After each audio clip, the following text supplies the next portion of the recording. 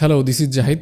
এখন কথা হবে 2024-এর সেরা ওয়েব সিরিজগুলো নিয়ে। গত বছর বাংলাদেশে যতগুলো সিনেমা এসেছে এর মধ্যে সেরা সিনেমাগুলো আলাদা করতে গিয়ে আমি দেখলাম যে সিনেমাগুলোর থেকে ওয়েব সিরিজের কোয়ালিটি অনেক অনেক বেটার এবং সব দিক থেকেই ওয়েব সিরিজগুলো অনেকাংশে এগিয়ে থাকবে। আমি চাচ্ছি না এই লিস্টে কোনো আননেসেসারি সিরিজ অ্যাড করতে যেটা দেখে আপনার সময় নষ্ট হবে। এখন এর মধ্যে যদি আপনি কোনো ওয়েব সিরিজ মিস করে থাকেন দেন ডেফিনেটলি আপনার সেটা ট্রাই করা উচিত। গোলাম মামুন, এই সিরিজটা নিয়ে আমার তেমন কোনো এক্সপেকটেশন ছিল না, বাট এখানে যেসব ব্যাপারে অ্যাড্রেস করা হয়েছে সেইগুলো ছিল চমৎকার। বিশেষ করে ক্লাইম্যাক্সে গিয়ে যে সকল ব্যাপার অ্যাড্রেস করা হয়, আপনি বহু ব্যাপার বাংলাদেশি পলিটিক্যাল ইস্যুর সাথে রিলেট করতে পারবেন, যে ব্যাপারটা 8-10টা সিরিজের থেকে এই সিরিজটাকে একদমই আলাদা করে ফেলে। এখন আমরা বহু সিরিজে কিন্তু পলিটিক্যাল ইস্যুগুলো দেখি, বাট সেটার কিন্তু ইম্প্যাক্ট ঠিকঠাকভাবে দর্শকের উপর পড়ে না, বাট ইম্প্যাক্টটা কিন্তু খুব একটা মনে হয় না। বাট এই ব্যাপারটা গোলাম মামুন বেশ চমৎকারভাবে করে দেখিয়েছে। অন্যদিকে অপূর্ব, তার ক্যারেক্টারটা কিন্তু এখানে বেশ ইন্টারেস্টিং। নাটকে আমরা তার কি কাজ দেখি, একজন লাভার বয় হিসেবে দেখি, রাইট? তিনি লুতুপুতু প্রেমপ্রীতি নিয়ে ব্যস্ত, বাট এখানে তার ক্যারেক্টারটা কিন্তু খুবই ইন্টেন্স।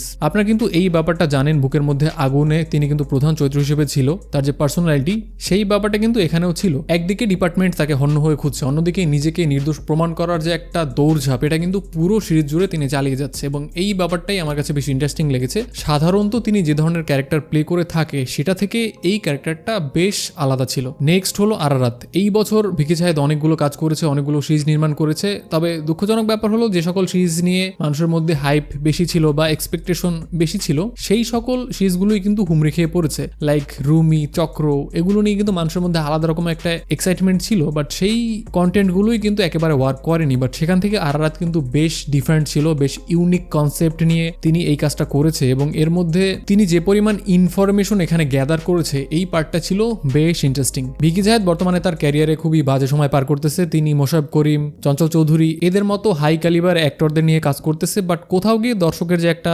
এক্সপেকটেশন সেটা পূরণ করতে পারতেছে না এবং তার যে কাজের কোয়ালিটি সেটাও অনেকটা ডাউনগ্রেড দেখা যাচ্ছে। তো দেখা যাক, তিনি খুব শীঘ্রই হয়তো কামব্যাক করবে তার বেশ ভালো একটা কাজ দিয়ে। নেক্সট হলো আধুনিক বাংলা হোটেল। তো মোশাররফ করিম যে লেভেলের অভিনেতা, তিনি কিন্তু সেই লেভেলের কন্টেন্টে কাজ করে না, একদমই নর্মাল কন্টেন্টে তিনি কাজ করে থাকে। বাট এই যে সিরিজটার কথা যদি বলি, এখানে তিনি জাস্ট ফাটিয়ে দিয়েছে। প্রত্যেকটা গল্পই খুবই ইউনিক, বিশেষ করে শেষের যে গল্পটা, এই গল্পটা আমার কাছে চমৎকার লেগেছে। প্রত্যেকটা এপিসোডের গল্প ভালো হোক বা খারাপ হোক, মোশাররফ করিম জাস্ট নিজের জায়গা থেকে একদম দুমড়ে মুচড়ে দিয়েছে সব ব্যাপারগুলো। এবং এই যে সিরিজটার টেকনিক্যাল ডিপার্টমেন্ট থেকে শুরু করে সাউন্ডের কাজ বলেন, ভিজুয়াল বলেন, লাইটিং বলেন, সবই বেশ ইউনিক হয়েছে। এবং এই যে জনরাটা, হরর জনরার উপর কিন্তু তেমন কোনো কাজ করা হয় না। এবং উল্লেখযোগ্য হরর জনরার কথা যদি বলি দেন পেট কাটা সহ আসবে বা অন্য টুকিটাকি দু একটা সিরিজের মধ্যে কিন্তু এই সিরিজটাও টপ লিস্টে জায়গা করে নিবে। পরবর্তী যে সিরিজটা নিয়ে কথা বলবো সেটা হলো কালপুরুষ। এটার কনসেপ্টটা একদমই ইউনিক, বাংলাদেশি প্রেক্ষাপটে একদমই এক্সপেরিমেন্টাল একটা কাজ বলতে পারেন এবং সারপ্রাইজিং ব্যাপার হলো এই সিরিজটাও আমার কাছে বেশ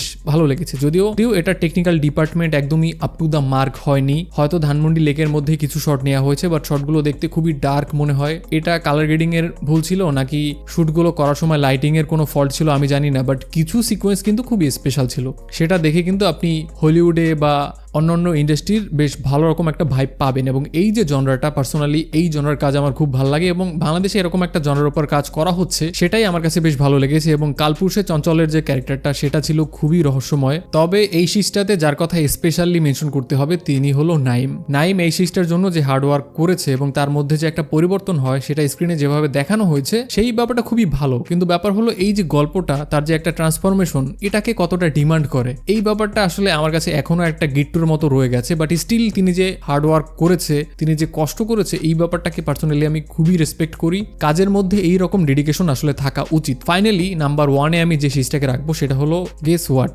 আপনারা অলরেডি জানেন পেট কাটা শয়ের দ্বিতীয় সিজন 200। এটা নিয়ে যদি আলাদা করে কথা বলি দেন ভিডিও অনেক লম্বা হয়ে যাবে, বাট ইন শর্ট এটা হলো বাংলাদেশের ওয়ান অফ দ্য বেস্ট কাজ হরর জনরাতে। এখানে নুহা সুমন জাস্ট ফাটিয়ে দিয়েছে। প্রত্যেকটা এপিসোডে তার যে বেসিক যে গল্পটা তিনি দেখাচ্ছে সেই গল্পের আন্ডারে লেয়ারের মধ্যে অনেকগুলো মেসেজ তিনি দেওয়ার চেষ্টা করেছে। এবং আমি এই ব্যাপারটা নিয়ে খুবই জানতে আগ্রহী যে একটা গল্প লেখার মধ্যে তিনি এই যে লেয়ারে যে গল্পটা থাকে, যে গল্পগুলো হাইড করে রাখা হয়, সেই কাজটা কিভাবে করে। এবং পুরো সিরিজটাই আমার কাছে বেশ ইন্টারেস্টিং লেগেছে, যদিও কয়েকটা এপিসোড একদমই প্রথম সিজনের মতো মাথা নষ্ট টাইপ কিছু হয়নি, but still it was good, it was fantastic. তো এই ছিল 2024 সালের আমার দেখা সেরা 5টি কাজ। আপনি চাইলে আপনার পছন্দের সিরিজগুলোর নাম কমেন্টে অবশ্যই জানাতে পারেন, এবং এখান থেকে আপনি যদি কোনো সিরিজ মিস করে থাকেন দেন আমি বলবো ডেফিনেটলি সেটা আপনার ট্রাই করা উচিত। তো এই ছিল আজকের ভিডিও। যদি ভিডিওটা আপনার কাছে ভালো লাগে দেন ডেফিনেটলি কমেন্টে আমাকে জানাবেন। ভিডিওটা দেখার জন্য অসংখ্য ধন্যবাদ। আপনি যদি এই চ্যানেলে প্রথমবার হয়ে থাকেন দেন অবশ্যই চ্যানেলটি সাবস্ক্রাইব করে দিবেন। আপনার সাথে দেখা হচ্ছে পরে কোনো ভিডিওতে। টেল দেন,